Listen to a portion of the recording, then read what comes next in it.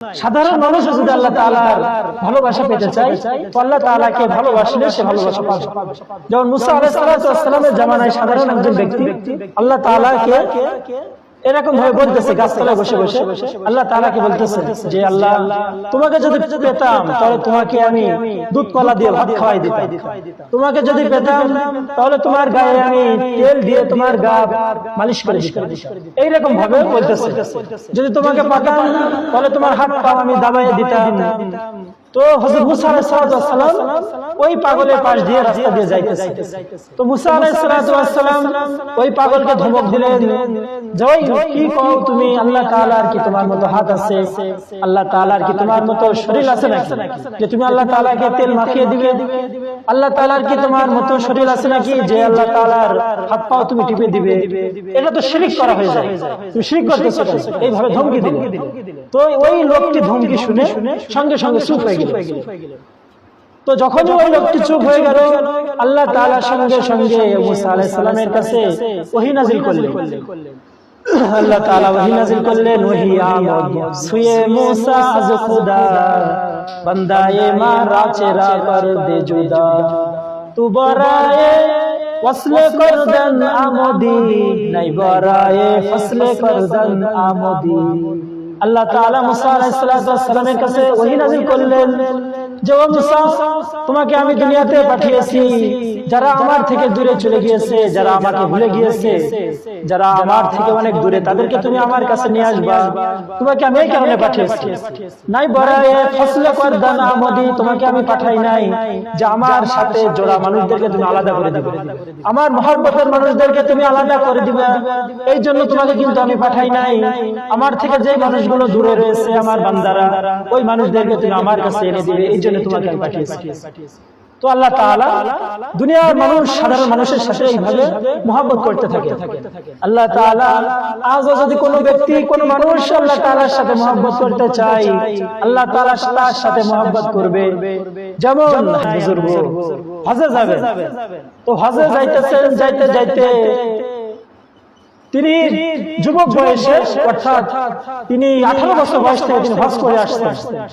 তো 18 বছর বয়সে যখন তিনি প্রথম হজে গেলেন, তো ওই হজে গিয়ে আল্লাহ তাআলাকে লব্বাইক বললেন, লব্বাইক লা শারীকা লাক লব্বাইক। এই যে তালবিয়া পড়তেছে, তো আসমান থেকে গায়বী আওয়াজ আসলো যে লা লব্বাইক, তোমার লব্বাইক আমি কবুল করলাম না, এরকম গায়বী আওয়াজ আসতেছে। তো ওই লোকটা এই যে গায়বী আওয়াজ শুনে লা লব্বাইক, তোমার লব্বাইক আমি গ্রহণ করলাম না, তোমার আশা না আশা সমান, অর্থাৎ তোমার আশা এখানে ফাও হয়েছে, তোমার লব্বাইক আমি গ্রহণ করব না। তো এই রকম কথা তিনি যতবারই হজ করেছেন ততবারই তিনি শুনেছেন। 40 বছর ধরে তিনি এইভাবে হজ করে যাইতেছেন এবং এই কথা শুনে আসতেছেন। তো একদিন তিনি যখন বুড়া হয়ে গেলেন, যখন তিনি চলতে পারে না, চলার জন্য অক্ষম, অর্থাৎ লাঠি দিয়ে চলতে হয়, একজন তার হাত ধরে তাকে চালাইতে হয়, এমন অবস্থা যখন তিনি আসছেন, তো তিনি তার খাদেমকে নিয়ে হজে গেলেন। তো তিনি আজও সেইভাবে হজ করতেছেন, তিনি আজও তালবিয়া পড়ে আল্লাহ তাআলার কাছে হাজিরা দিতেছেন। তো আজও ওই আওয়াজ, যে আওয়াজ তিনি 18 বছর বয়স থেকে পেয়েছেন, অর্থাৎ লা লব্বাইক, তো ওই আওয়াজও তিনি 40 বছর বয়সে খাদেমের সাথে হজ করতে গিয়ে ওই আওয়াজ, একই আওয়াজ তিনি শুনতেছেন। তো আজকে এই আওয়াজটি শুধুমাত্র ওই লোক শুনে তা নয়, ওই বুজুর্গের পাশে ওই খাদেম, হাত ধরা খাদেমও শুনেছে। ওই খাদেম এই কথাটা শুনে তিনি বলতেছেন যে উস্তাদ, এই যে আপনাকে লা লব্বাইক বলা হয়েছে, আপনার হজ তো কবুল করা হইল না, অর্থাৎ আপনি যে আসছেন এসে লব্বাইক দিয়েছেন, আপনার লব্বাইক তো গ্রহণ করা হয় নাই, তাহলে আপনি এরকম হজ করতেছেন কেন?